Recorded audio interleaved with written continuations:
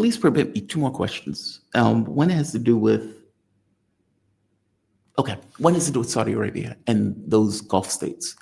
Does Iran trust those Gulf states? I know they are making nice now, but there's an argument to be made that they were making nice with Syria also at the time where Syria was destroyed. And keep in mind, immediately after they were destroyed, they come in, pay off their debts. As you pointed out, the US pulls sanctions, Europe pulls sanctions. I would imagine they're probably going to help rebuild. So even though they were making nice with Assad, after Assad was taken away and after they spent decades putting money into trying to overthrow Assad, well, they made nice with him in the last 2 minutes of his tenure. How does Iran see Saudi Arabia and the Gulf states? There was a report, I believe it was Axios, that said that Saudi Arabia went to Iran and says, hey, you need to make a deal with the US because the US is serious about some kind of strikes.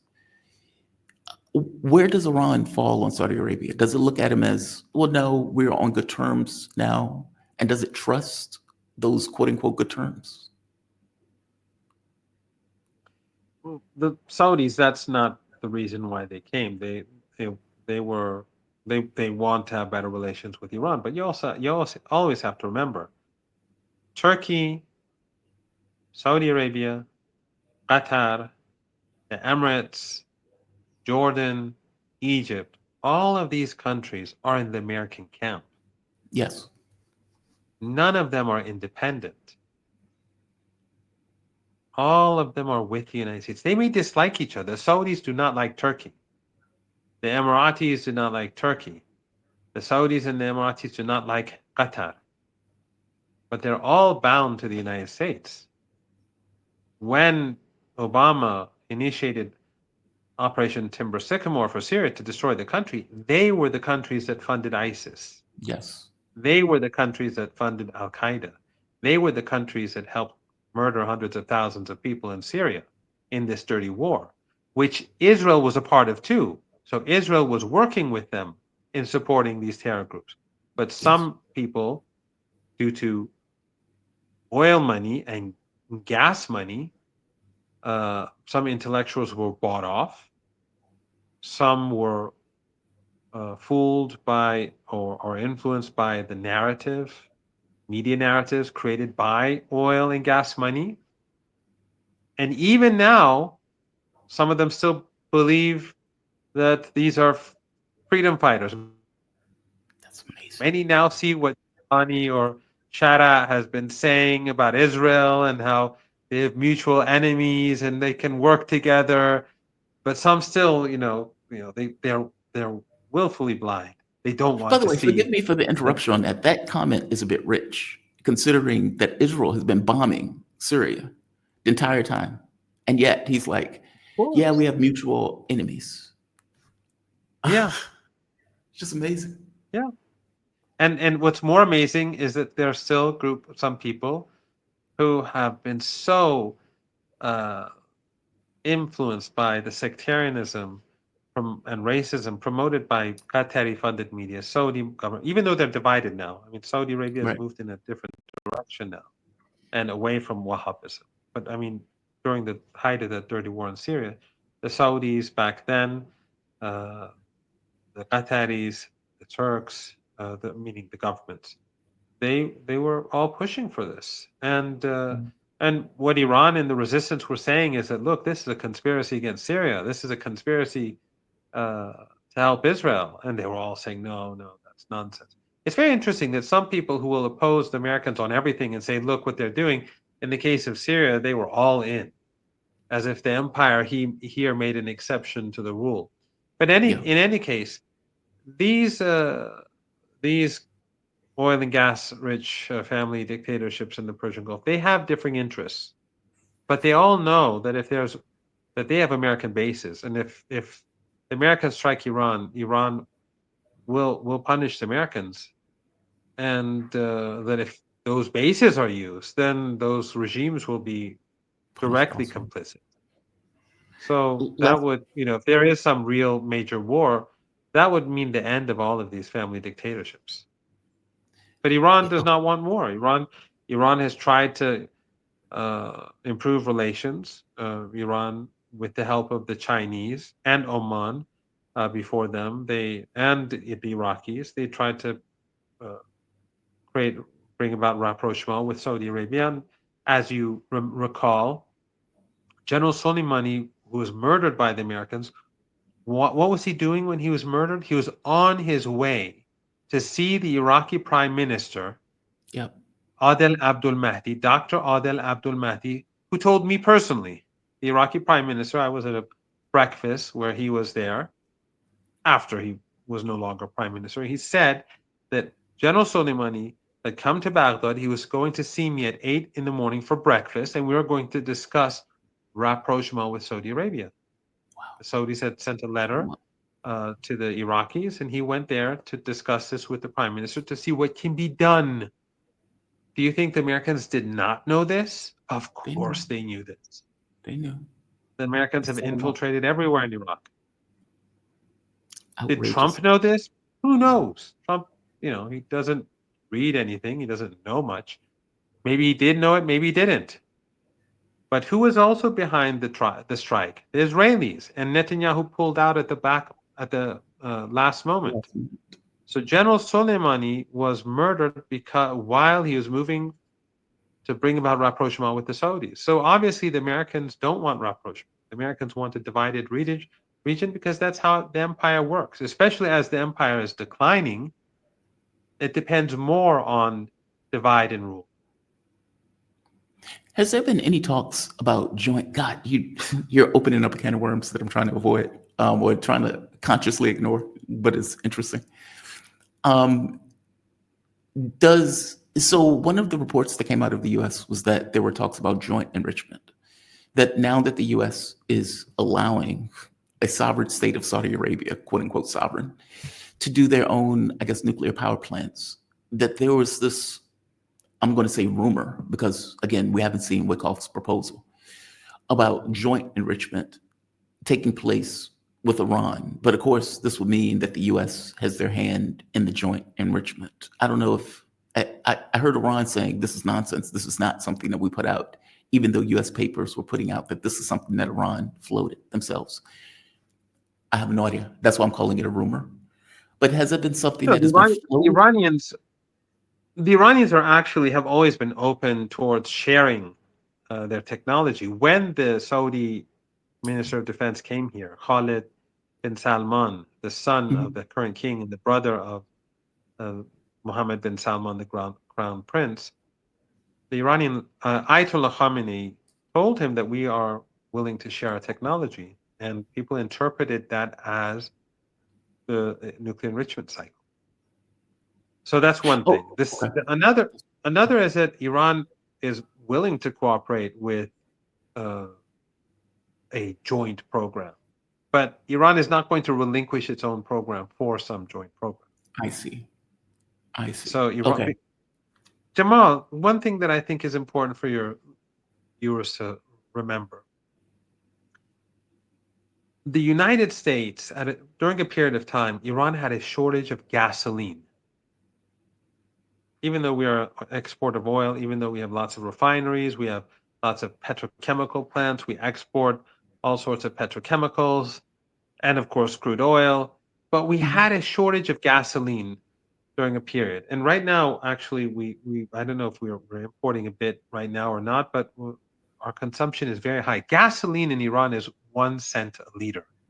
That's it. Yeah, that's it. So, yeah, Oh it's wow. outrageously low, Oh and wow. that's why consumption is so high. So, ordinary Iranians don't know what it's like outside of Iran. Anyway, Wait. I so just need to nail this down. 1 cent. yeah, I You don't must want have to heard irritate American. you too much. Yeah. Right. Right. Okay. Wow. And you can imagine how the Europeans are feeling about that, right? Any European that's listening to this, here's 1 cent a liter. Oh, they're ready to jump off of a One building. cent to 2 cents a liter Wow. between the two. So depending on the real and so on. So at one point, like a decade ago, I think, uh, maybe more than a decade ago, Mhm. was or I don't know. Maybe it was less than a decade ago. I don't recall exactly when. I don't recall if it was under Trump or it was under Obama. But the United States saw that Iran was I'm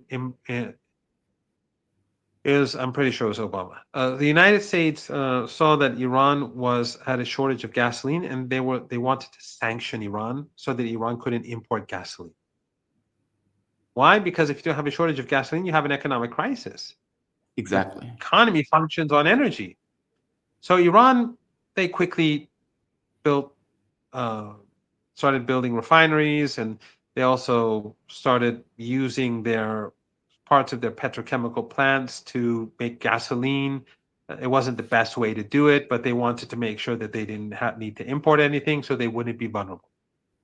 Hmm. So Iran is very, very adamant that it must remain independent when it comes to producing energy.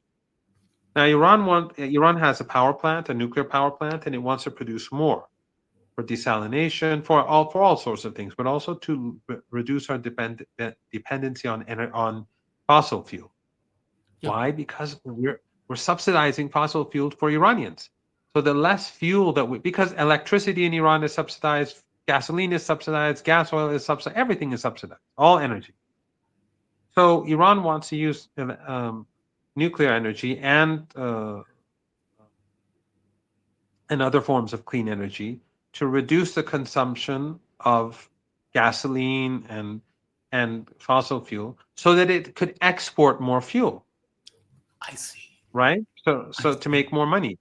So Iran wants more nuclear plants. Nuclear plants are very expensive to make, but then like once you've made them, they're cheap. The electricity is cheap to produce. So the investment is tough, it's expensive, but the energy itself is cheap. So what if Iran starts producing Iran has six nuclear power plants, and then the United States attempts to block Iran from importing enriched uranium fuel? Our economy goes into crisis mode, Yep. and then our desalination plants are shut down. We have a shortage of electricity, and the list goes on. So Iran is not going to allow itself to become dependent on imports for its key needs, Yep. And by its the way, that core needs to be needs. understood. I'm so glad you pointed that out because Rubio, one of the things he kept saying is, well, we'll allow Iran to, import nuclear fuel. And as you pointed out, dude, we're not we're not going with that. Like we're not going to be trusting of you going forward into the future on something that's a vital core interest to Iran. Thank you for pointing Jamal, that out. the Iranians are very sensitive about this thing. When he says we will allow, Iran is probably the most independent country on this planet. Yeah. The revolution was about independence, sovereignty, and dignity more than you can imagine. When Trump warns a country, often those countries they kneel.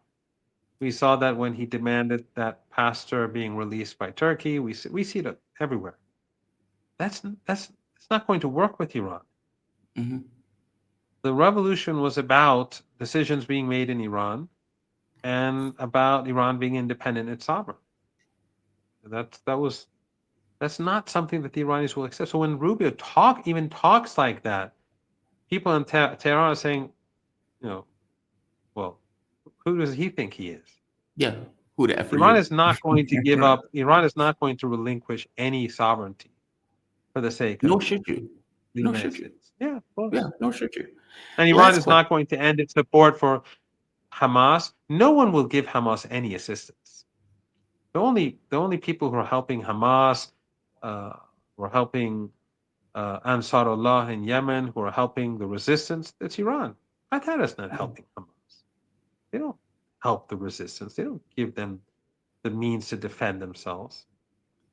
What Qatar, Turkey, and others do is they give like scholarships to some Palestinians. They give some money for, uh, you know, some politicians to be able to live in their countries, and they give some money for building hospitals or whatever. But they won't do anything that would threaten uh, the Israeli uh, colonizers.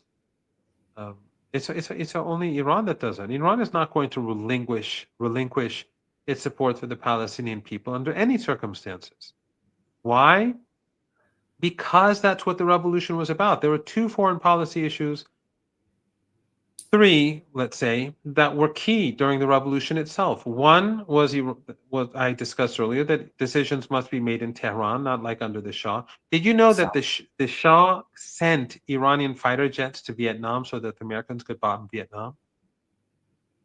wow, Two was just breaking wow. off ties with South Africa, apartheid South Africa. Did you know that under the Shah, Iran provided apartheid South Africa 90% of its fuel, Oh, of I'm its not oil? shocked. Yeah, I'm not shocked. I'm not shocked. And then three, ending relations with, well, with South Africa, apartheid South Africa, but ending relations with the Israeli regime as well, as three, and supporting the Palestinian cause. So there's no way that the Americans can force Iran to end their support for the resistance. And there's no way that Iran is going to give up its sovereignty. And there's no way that Iran is going to give up its missile and drone capabilities, because that is exactly why the United States does not attack Iran. If Right. Iran was weak, do you think the United States, under the Zionist and neocon influence, would they wait a week to strike Iran? Of course not. The only thing that stops them is Iran's defense capabilities. And you know what the fascinating thing about Iran's defense capability is? Iran has the smallest budget, percentage-wise, for military defense in the whole region, but it I got to be spends honest with money you. wisely. I am very curious on why Iran just didn't build a bomb. They're a sovereign country. Countries that have a nuclear bomb doesn't have to deal with this nonsense. The U.S. can talk about North Korea all it wants. It would never attack North Korea. It Well, would there are never lots be of able to. people in Iran who agree with you. There is a big debate going on in Iran. Personally, I mean, the reason why Iran doesn't develop a nuclear weapon, I think there are two key reasons. One is that Iran sees it as an immoral weapon fundamentally. And so some, I'm sure, in the West were cynical about Iran's morality.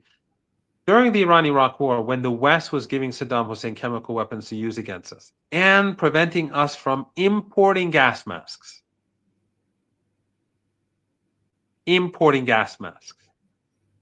back then, senior officials went to the leader, Ayatollah Khomeini, Imam Khomeini, who passed away.